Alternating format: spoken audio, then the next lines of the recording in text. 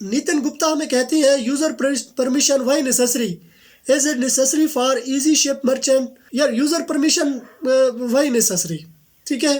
देखें जी, ज़रूरी क्यों है यूज़र परमिशन।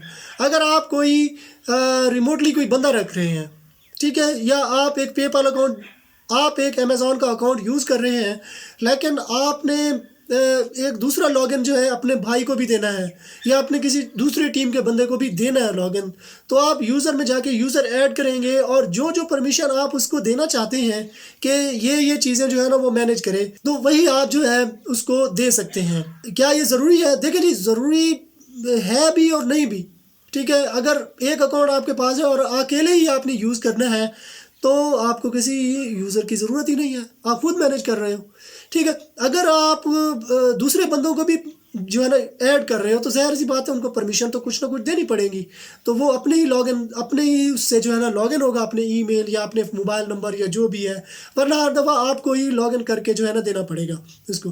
तो अगर कोई दूसरा बंदा ऐड करते हो एज ए वर्चुअल असिस्टेंट या जो भी, तो फिर आप यूज़र परमिशन दो, जो जो चीज़ें आप उसको दोगे तो वही उसके पास आ जाएंगी।